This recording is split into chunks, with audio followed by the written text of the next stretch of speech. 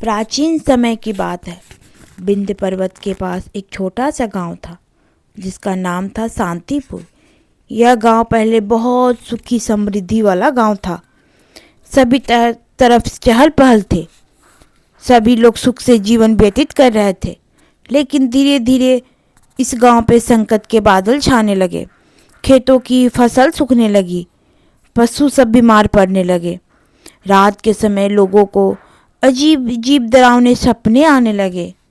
गांव के लोगों के मन में भय करने लगा और उन्हें समझ नहीं आ रहा था कि यह सब क्या हो रहा है। गांव में एक बुद्ध पुजारी रहते थे जिनका नाम था आचार्य सोमदेव। उन्होंने गांव वालों को समझाया कि यह समय डरने का नहीं बल्कि भक्ति और शक्ति का स्मरण करने का है। उन्होंने कहा कि जहां माँ दुर्गा की शक्ति और हनुमान जी की भक्ति होती है वहां कोई भी संकट टिक नहीं सकता।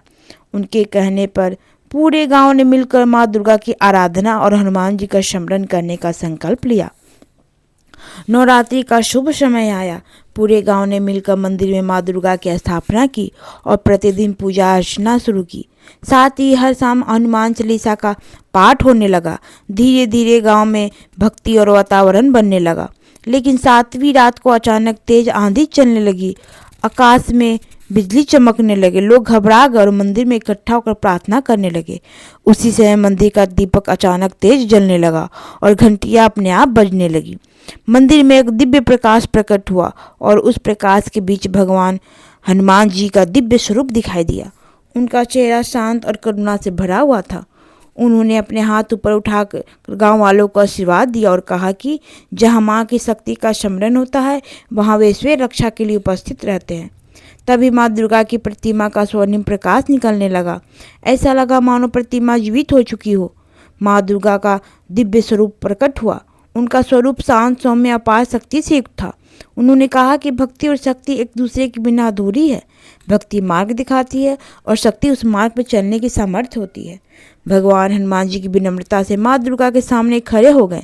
माँ दुर्गा ने उनके मस्तक पर हाथ रखकर कहा कि वे भक्ति के प्रतीक हैं और वे स्वयं शक्ति का स्वरूप है। जब भक्ति और शक्ति एक साथ होती है तब धर्म की विजय निश्चित होती है और कोई भी संकट अधिक समय तक टिक नहीं सकता।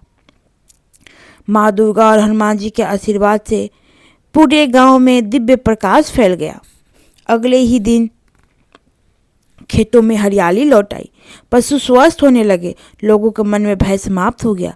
पूरे गांव में सुख शांति का वातावरण वापस आ गया। उस दिन के बाद गांव में एक नई परंपरा शुरू हुई। नवरात्रि में माँ दुर्गा की पूजा और हर मंगलवार को हनुमान जी का स्मरण अनिवार्य हो गया। धीरे धीरे फिर से समृद्ध और सुखी हो गया। इस घटना ने गांव वालों को सिखाया कि जहां माँ दुर्गा की शक्ति और हनुमान की भक्ति होती है वहां जीवन के सभी संकट दूर हो जाते हैं और वहां सदैव सुख शांति बनी रहती है। फिर से गांव में सुख शांति समृद्धि हो गई। सभी लोग खुशी से रहने लगे और सभी लोग माँ दुर्गा और हनुमान जी का पूजा पाठ करने लगे।